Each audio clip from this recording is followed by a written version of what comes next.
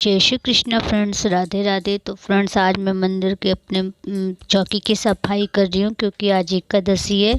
तो एकादशी के दिन मैं प्रभु को पीला आसन देती हूँ और तो मैं पीला आसन उनका बिछा रही हूँ और सारी क्लीनिंग कर रही हूँ। बहुत दिनों से मैंने की नहीं थी, मैंने पिछली एकादशी को की थी, फिर मैंने तब से यहाँ पे साफ़ सफाई नहीं की थी। वैसे तो रोज़ करती हूँ पर डीप क्लीनिंग मैं आज कर रही हूँ। और तो देखिए, आज हम एकादशी ब्लॉग है मेरा। तो मैं एकादशी के दिन थोड़ा सा विशेष पूजा करती हूँ, पंचाभिषेक करती हूँ प्रभु को और सारा कुछ इसी तरीके से करती हूँ। तो अभी मेरी क्लीनिंग चल रही है और यहाँ पे चूहे इतना मुझे परेशान करके रखे हैं कि मैं बता नहीं सकती। मैं भगवान के लिए जल रखती हूँ तो जल गिरा जाते हैं और यहाँ पे पूरी गंदगी कर जाते हैं। मैं बहुत परेशान हूँ चूहों से। मैं इनका कुछ करना नहीं चाहती हूँ, मुझे डर लगता है और मैं थोड़ा सा डरती भी हूँ कि मैं क्यों कुछ करूँ, क्यों इनको पिंजड़े में करूँ, क्यों दवाई रखूँ। मैं ये सब चीज़ नहीं रखती हूँ, इसलिए ये मुझे बहुत परेशान करते हैं, बहुत गंदगी कर देते हैं। और देखिए, यहाँ पे बहुत बड़ी सी राम सिया जी की कैलेंडर था मेरा, तो साइड पे टंगा हुआ था। तो मैंने सोचा भगवान के पास एकदम सेंटर पॉइंट में टांग दूँ, तो मैं वहीं पे टांग रही हूँ। सेंटर पॉइंट में भगवान की सीता राम दरबार जी है, हनुमान जी है, राम दरबार पूरा है। तो ये देखिए, यहाँ पे मैंने टांग दिया है और बस मेरी क्लीनिंग भी हो गई है, पूरी तरीके से साफ़ सफाई हो गई है। अब मैं पूजा करूँगी प्रभु की। तो सबसे पहले मैं पंचाभिषेक मैंने बनाया है। मैंने पिछली वीडियो में आपको बताया था कि हम पंचाभिषेक कैसे बनाते हैं। उसमें दूध, दही, शहद, गंगा जल और घी तो हमेशा गाय का ही होना चाहिए पूजा में, इस बात का हमेशा ध्यान दें। और जब भगवान राम जी का, विष्णु जी का अभिषेक का जल बनाए तो उसमें तुलसी पत्र जरूर डालें। अब देखिए, हम गणेश जी का अभिषेक करा रहे हैं। सबसे पहले हमें प्रथम गणपति जी की पूजा पाठ करनी चाहिए, फिर उसके बाद सभी भगवान जी का करना चाहिए। तो हमने गणेश जी का अभिषेक करा दिया है, अब हम शालिग्राम जी का अभिषेक कराएंगे। आज मेरी आवाज़ में थोड़ा सा आपको फ़र्क नज़र आ रहा होगा क्योंकि कल मैं थोड़ा सा आउट ऑफ स्टेशन थी, तो इस वजह से थोड़ी सी मेरे गले में खराश हो गई और खांसी भी आ गई है। इसके लिए मैं माफ़ी चाहूँगी। और मौसम भी बदल रहे हैं तो इस मौसम में तो होते ही है, 19-20 सर्दी जुकाम और खांसी तो बनी ही रहती है।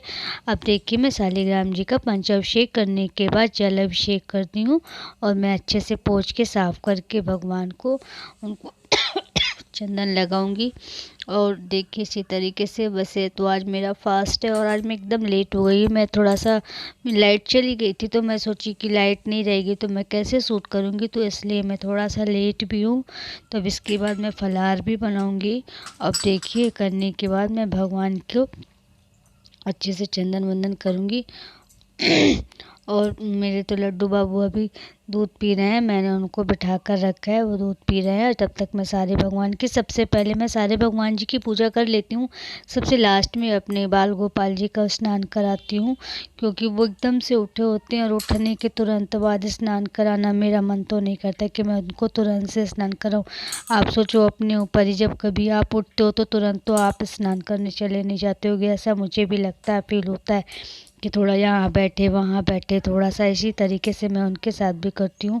उनको उठाती हूँ और फिर उनका थोड़ा सा गुनगुने पानी से मुंह धुल देती हूँ, फिर उनको थोड़ा सा दूध दे दूँगी, थोड़ा आराम करने दूँगी। अब देखिए, ये चंदन है मेरा कटोरी में, तो ये एकदम सूख सा जाता है। इसमें पानी डालो और पानी डालने के बाद बिल्कुल उंगली से बहुत ज़ोर से इसको फेंटना पड़ता है, तब कहीं जाके ये लिक्विड फॉर्म पे आता है। अब मैं देखिए शालिग्राम जी को यू शेप में चंदन लगाऊंगी। तो मैं इनको चंदन लगा रही हूँ अपने शालिग्राम भगवान जी को। और इनको तुलसी पत्र हमेशा मस्तक में रखनी चाहिए। जब भी आप शाम में भी इनका चंदन अगर साफ़ करते हैं तो तुलसी पत्ता ज़रूर रखें। तुलसी पत्ता कभी भी भगवान शालिग्राम के सर से नहीं, मस्तक से नहीं हटानी चाहिए।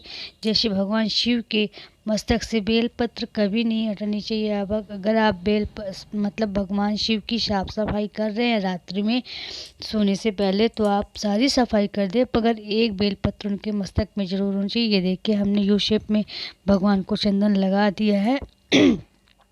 और तुलसी पत्र हम उनके मस्तक में रखने जा रहे हैं। इस तरीके से देखिए हमारी ये पूजा हो गई है। अब हम अपने लड्डू गोपाल, मेरे कान्हा, मेरे बाल गोपाल की बारी आएगी। अब मैं शिव भोले को त्रिपुंड का चंदन लगा रही हूँ। इनको हमेशा त्रिपुंड का ही चंदन लगता है। मेरी छोटू से शिवलिंग है। हमेशा कहते हैं कि अपने घर पे अंगूठे के बराबर, एकदम छोटे से अंगूठे के बराबर ही शिवलिंग होनी चाहिए। हमेशा मंदिरों में बड़े बड़े प्राण प्रतिष्ठित जहाँ होते हैं वहीं मंदिरों में ही बड़े शिवलिंग होने चाहिए। घर पे कभी भी आप बड़ी मूर्ति, बड़ी प्रतिमा, एक बित्ता की मतलब कहना चाहिए कि अपने एक एक बित्ते के बराबर की ही भगवान की प्रतिमा होनी चाहिए। मेरी माता रानी भी है तो बिल्कुल छोटी सी है। मैंने सब बिल्कुल अपने छोटे छोटे से, अब मैं देखिए मैं अपने बाल गोपाल जी का कपड़ा निकाल रही हूँ। मैं, मुझे ऐसा लगता है कि बस इनको ठंडी लग रही है, कपे जा रहे हैं, तो मैं उनके पंचाभिषेक में भी मैंने गरम जल डाला है। फिर अब मैं इनको पंचाभिषेक से मैंने इनका अभिषेक किया। अब ये देखिए ओम नमो भगवते वासुदेवाय, श्री कृष्ण गोविंदाय नमः। ओम नमो भगवते वासुदेवाय, ओम नमो भगवते वासुदेवाय, ओम नमो भगवते वासुदेवाय, ओम नमो भगवते वासुदेवाय, ओम नमो भगवते वासुदेवाय, ओम नमो भगवते वासुदेवाय, ओम नमो भगवते वासुदेवाय, ओम नमो भगवते वासुदेवाय, ओम नमो भगवते वासुदेवाय, ओम नमो भगवते वासुदेवाय, ओम नमो भगवते वासुदेवाय, ओम नमो भगवते वासुदेवाय, ओम नमो भगवते वासुदेवाय, ओम श्री कृष्णाय गोविंदाय नमः, ओम श्री कृष्णाय गोविंदाय नमः। अच्युतम केशवम कृष्ण दामोदरम गोपिका वल्लभम राम नारायणम, हरे राम राम राम हरे हरे, हरे कृष्ण कृष्ण कृष्ण हरे हरे, हरे राम राम हरे हरे, हरे कृष्ण कृष्ण कृष्ण हरे हरे। अब देखिए मैंने इनकी लंगोट उतारी, मैंने इनको पोंछ रही हूँ। मैं एकदम सूखे कपड़े से इनको पोंछ के अब मैं इनको लंगोट पहना रही हूँ मेरे लड्डू बाबू को। और फिर मैं इनको पीला वस्त्र पहनाऊँगी। मैं एकादशी और गुरुवार के दिन पीले वस्त्र ही पहनाती हूँ और ज़्यादातर कोशिश करती हूँ कि इनको पीला भोजन दूँ या पीला फल दूँ। मैं हर गुरुवार को पीला भोजन ही बनाती हूँ। चने की दाल से कोई भी, जैसे मैंने कभी कढ़ी बना ली, कभी चने की दाल के चिल्ले, पकोड़े, कुछ भी बना लिए।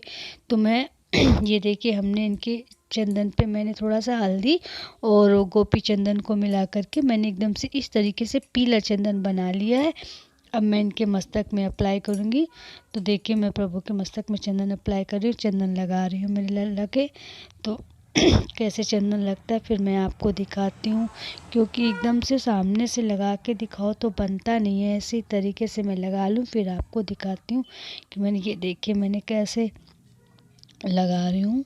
और फिर इसके बाद मैं इसके ऊपर से लाल कलर का चंदन बना करके और वो मैं यू शेप में चंदन बना दूँगी। मैं इसी तरीके से बनाती हूँ। वैसे ना कहते हैं कि भगवान श्री हरि और श्री विष्णु को और बाल गोपाल जी को आप तुलसी की लकड़ी जो होती है ना, तुलसी की लकड़ी को आप, जब भी आपकी तुलसी सूख जाए या कुछ भी ऐसा हो जाए तो आप उसको फेंके नहीं। आप उसको हमेशा लकड़ी को काट के अपने पास रखें और एकादशी, गुरुवार, किसी भी अच्छे दिन में जब आप प्रभु को उसे तुलसी के पत्ते से, तुलसी की लकड़ी के चंदन को घिस के अगर आप लगाते, ये देखिए लाल चंदन है तुलसी के चंदन को घिस के आप लगाते हैं तो कहते हैं प्रभु बहुत प्रसन्न होते हैं। श्री हरि विष्णु को, श्री हरि जी को तुलसी अति प्रिय है और तुलसी के कितना भी आप प्रयोग करें तो वो बहुत खुश होते हैं प्रभु। अब देखिए हमने लाल कलर के चंदन से इनका यू शेप का बिल्कुल तिलक बनाऊंगी। और यू शेप का तिलक बनाने के बाद मेरे लल्ला के चेहरे पे जो निखार आता है, पूछते नहीं बनता, देखते नहीं बनता, मैं बता नहीं सकती कि उनके चेहरे पे कितना निखार आता है। ओम नमो भगवते वासुदेवाय, ओम नमो भगवते वासुदेवाय, ओम नमो भगवते वासुदेवाय। हो मीठी मीठी मेरे सावरे की मुरली बाजे, हाँ मुरली बाजे, होके श्याम की दीवानी रात रानी नाचे। ये देखिए चंदन, मेरे लल्ला का चंदन लग गया है। अब मैं इनको काजल लगाऊंगी, क्योंकि मैं ना इनकी बड़ी बड़ी वाइट कलर की आंखें बहुत बड़ी बड़ी है, पर मैंने अलग से आँख लेकर आई थी तो वो मतलब उभरी हुई बहुत थी, मतलब फेस से ज़्यादा आँख दिख रही थी। तो मैंने अभी नहीं, यहाँ पे मिला नहीं है, मैंने ऑनलाइन मंगाने का सोचा है तो अभी मैंने मंगाया नहीं है। तो मैं काजल से ही भगवान के, प्रभु की पुतली बना देती हूँ छोटी सी और आईब्रोज बना देती हूँ। तो ये देखिए हमारे लल्ला को, हमारे लल्ला चंदन लगा ली, कितने प्यारे कितने क्यूट लग रहे हैं मेरे लल्ला कि कह नहीं सकती, नज़र न लग जाए। देखिए कितने सुंदर लग रहे हैं। अब ये हमारी ये सारी पूजा हो चुकी है। अब मैं इनको तुलसी का माला पहनाने जा रही हूँ। मैं तुलसी का माला हमेशा इनको डाल के रखती हूँ इनके गले पे, और उसके बाद एक मोती का माला है तो मोती का माला पहनाती हूँ। बैजंती की मोतियाँ मेरे पास पड़ी हुई हैं। मैंने एक बैजंती की मोती की माला मैंने एक बनाई थी, वो मेरी मम्मी ने ले लिया है, अपने कान्हा जी को पहना दिया है। तो अभी मोती पड़ी हुई है मेरी, पर मैंने अभी बना नहीं पाई हूँ। अब देखो किस दिन मुहूर्त बने, क्योंकि किसी भी काम को आप टालते रहो तो वो टलता ही चला जाता है। लेकिन अगर आप ठान लो ना कि आज करके रहूँगी तो हो ही जाता है। लेकिन अभी तक सॉरी, अभी तक उसका मुहूर्त नहीं बन पा रहा है कि मैं कुछ करूं। अब देखिए मेरे लल्ला पूरी तरीके से तैयार है, सजे धजे के एकदम। कल तो मेरे लल्ला घूमने गए थे, मैं अपनी नानी के यहाँ गई थी फ्रेंड्स, मैंने आपको बताया नहीं। मैं अपनी नानी के यहाँ गई थी तो मेरे बाल गोपाल को भी लेकर गई थी। मैं कहीं भी जाती हूँ तो बस उनको अपने साथ लेकर जाती हूँ, मैं उन्हें घर पे अकेला नहीं छोड़ती हूँ। तो हम लोग गए थे और हम लोग 11 साढ़े 11 बजे निकले थे और शाम को 5 बजे हम लोग रिटर्न आ गए थे। तो वहाँ थोड़ा सा काम था। अब ये देखिए मैं पीले फूल चढ़ा रही हूँ अपने भगवान को। तो इन्हें पीले फूल और गुलाब के फूल, तुलसी के पत्ते, और उनके अभी तो इस समय पे मिल नहीं रहे हैं, नहीं उसके पुष्प जो होते हैं, जो सागर मंथन से निकला था, अभी मुझे उसका नाम याद नहीं आ रहा है, हर श्रृंगार। तो प्रभु को हर श्रृंगार अति प्रिय है। तो इस समय पे नहीं, ये जून के सीजन से फूलना स्टार्ट होता है और पूरी ठंड में तक इसका हर श्रृंगार का फूल होता है। देखिए मैं तुलसी के पत्ते चढ़ा रही हूँ। तो हर श्रृंगार का फूल प्रभु को बहुत पसंद है और हर श्रृंगार का फूल मुझे भी बड़ा अच्छा लगता है। मेरे प्रभु बहुत अच्छे से सजाते हैं। अब मैं इत्र लगा रही हूँ भगवान को, इत्र अति प्रिय है। वैसे तो मैं गर्मियों में इत्र से मालिश भी करती हूँ, लेकिन कहते हैं ठंड में भगवान की इत्र से मालिश नहीं करनी चाहिए। मैं नारियल का तेल बनाती हूँ, खुद घर पे ही बनाती हूँ, और मैं नारियल के तेल पे भगवान की मालिश करती हूँ।